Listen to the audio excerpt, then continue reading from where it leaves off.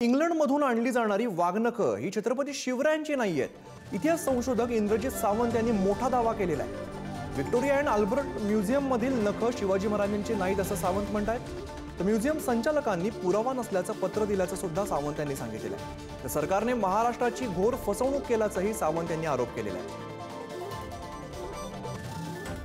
शेखर पाटील आमचे प्रतिनिधी अधिकची माहिती देत आहेत। शेखर, इंग्लंडमधून आणली जाणारी वाघनखं शिवरायांची नाहीत असं इंद्रजित सावंत म्हणतात।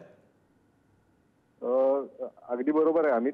काही वेळापूर्वीच पत्रकार परिषद घेऊन इतिहास संशोधक इंद्रजित सावंत यांनी या संदर्भातली माहिती जी आहे ती दिलेली आहे। जी सरकार इंग्लंडवरून जी वाघनखं आणतायत, छत्रपती शिवरायांची ही वाघनखं आहेत अशा पद्धतीची माहिती देऊन ही वाघनखं आणली जात आहेत, ती वाघनखं शिवरायांचीच नसल्याचा दावा जो आहे तो इंद्रजित सावंत यांनी केलाय।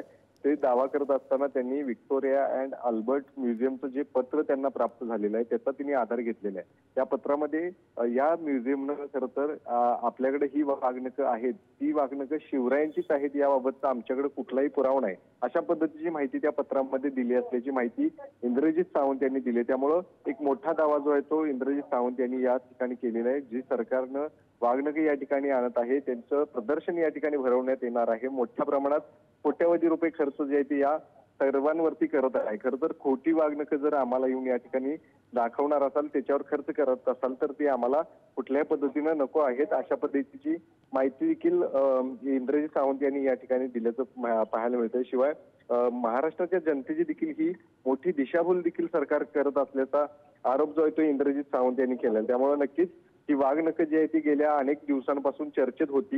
ही वाघनखं नक्कीच शिवरायांची आहेत की नाही यावरून गेल्या अनेक दिवसांपासून वाद सुरू होता आणि आता हा वाद या ठिकाणावरून पोहोचलेला आहे। इंद्रजित सावंत जे इतिहास संशोधक आहेत त्यांनी त्या संदर्भातलं पत्र प्राप्त झाल्यानंतर आता ही वाघनखं शिवरायांची नसल्याबाबतची माहिती देखील दिलेली। त्यामुळे सरकार आता या संदर्भात काय नेमकी भूमिका घेणार आहे हे देखील पाहणं गरजेचं असणार आहे अमित। शेखर, यामध्ये प्रचंड मोठा आर्थिक गैरव्यवहार झाल्याचा सुद्धा दावा त्यांनी केलेला आहे। अगदी बरोबर आहे अमित। खर तर सरकार ही वाघनखं जी आहे ती काही करार करून इंग्लंडवरून महाराष्ट्रात आणणार आहे।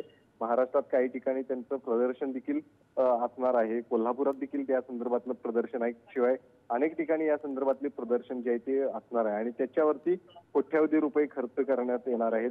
शिवाय जो करार ज्या म्युझियम मधून हे सगळं वाघनखं येणार आहे त्यांच्यासोबत देखील काही करार केलेले आहेत आणि त्यावरती कोट्यवधी रुपयांचा खर्च जो आहे तो सरकारने केलाय। मात्र एकीकडे हे खर्च करत असताना जी वाघनखं शिवरायांचीच नाही आहेत त्या वाघनखांसाठी एवढा मोठा खर्च का केला जातोय असं देखील इंद्रजित सावंत यांनी म्हटलेलं आहे। शिवाय जी वाघनखं आहेत ती वाघनखं शिवरायांची होती, ती वाघनखं अजूनही साताऱ्यातच आहेत, छत्रपती घराण्याकडे आहेत आणि या संदर्भात खासदार उदयनराजे भोसले यांनी सुद्धा समोर येऊन याबाबतची माहिती द्यावी असं देखील आज इंद्रजित सावंत यांनी म्हटलेलं आहे अमित। निश्चित धन्यवाद शेखर या सगळ्या सविस्तर माहितीसाठी।